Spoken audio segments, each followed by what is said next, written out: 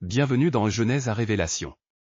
Je suis votre guide pour cette étude de Genèse chapitre 22, l'un des passages les plus profonds et troublants de toute l'Écriture.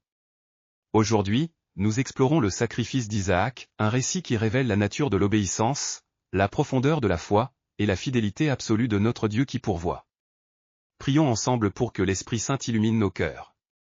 Après ces choses, Dieu mit Abraham à l'épreuve, et lui dit, « Abraham. » Et il répondit, « Me voici. » Dieu dit, « Prends ton fils, ton unique, celui que tu aimes, Isaac, va-t'en au pays de Morija, et là offre-le en holocauste sur l'une des montagnes que je te dirai. » Genèse 22, 1-2. Un commandement qui défie toute logique humaine, qui semble contredire toutes les promesses de Dieu. Comment Abraham réagit-il? Que nous enseigne ce passage sur la foi véritable? Lisons attentivement ce passage remarquable. Abraham se lève de bon matin, aucune hésitation, aucun délai. Il selle son âne, prend 2 serviteurs, fend le bois pour l'holocauste, et emmène Isaac. Un voyage de 3 jours vers Morija, 3 jours pour réfléchir, pour douter, pour changer d'avis. Mais Abraham persévère. Quand Isaac demande, où est l'agneau pour l'holocauste, Abraham répond prophétiquement, mon fils, Dieu se pourvoira lui-même de l'agneau pour l'holocauste. Au moment critique, l'ange de l'Éternel l'arrête, n'avance pas ta main sur l'enfant, car je sais maintenant que tu crains Dieu. Abraham lève les yeux et voit un bélier retenu par les cornes dans un buisson. Il offre le bélier à la place d'Isaac et nomme le lieu l'Éternel pourvoira. L'ange confirme alors toutes les bénédictions promises à Abraham à cause de son obéissance. Plusieurs détails cruciaux passent souvent inaperçus. Premièrement, Isaac porte le bois de son propre sacrifice, une préfiguration saisissante du Christ portant sa croix vers le Golgotha. Deuxièmement, le nom Morija désigne la région où Salomon construira le temple, le lieu des sacrifices futurs. Abraham prophétise sans le savoir. Troisièmement, ces 3 jours de voyage ne sont pas accidentels, ils permettent une mort et une résurrection symboliques dans l'esprit d'Abraham. Hébreux 11h19 nous dit qu'Abraham croyait que Dieu pouvait ressusciter Isaac. Quatrièmement, Isaac n'est plus un enfant, le mot hébreu suggère un jeune homme capable de porter le bois et de questionner son père. Il participe consciemment au plan divin. Cinquièmement, le bélier était retenu, Dieu avait préparé la provision avant même l'épreuve. Ce passage révèle des changements théologiques fondamentaux. D'abord, Dieu ne teste jamais pour apprendre quelque chose qu'il ignore, il teste pour révéler et fortifier la foi. L'épreuve d'Abraham révèle une foi mature, prête pour les promesses futures. Ensuite, Dieu établit clairement son rejet des sacrifices humains pratiqués par les nations païennes. Il pourvoit toujours une alternative, ici le bélier, ultimement son propre fils. Troisièmement, l'obéissance d'Abraham n'est pas aveugle mais éclairée, il connaît le caractère de Dieu et fait confiance à ses promesses même dans l'incompréhension.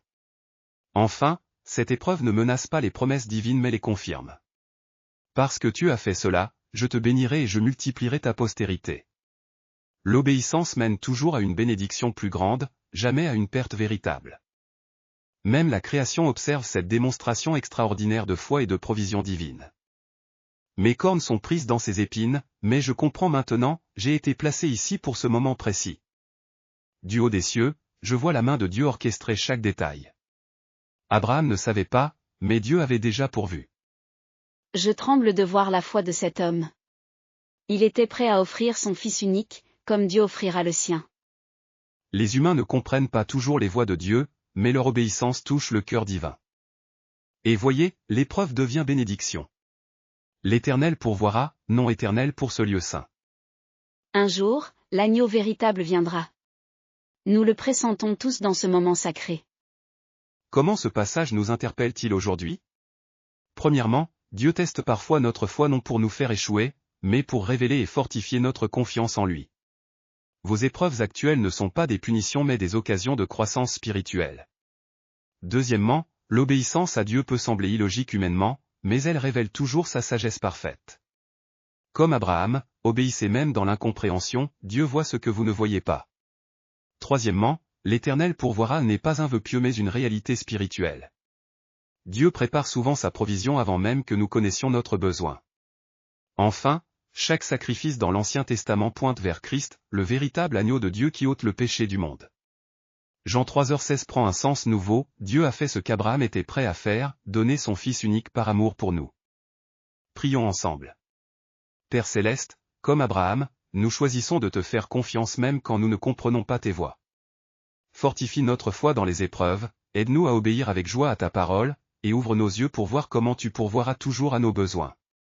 Merci pour ton Fils Jésus, l'agneau véritable qui s'est sacrifié pour nos péchés. Que nos vies reflètent la même obéissance fidèle qu'Abraham. Au nom de Jésus, notre substitut parfait. Amen. Rejoignez-nous la prochaine fois alors que nous continuons notre voyage à travers les Écritures. Que l'Éternel vous bénisse et vous garde jusqu'à ce que nous nous retrouvions dans sa parole. Abonnez-vous pour plus de contenu d'études bibliques.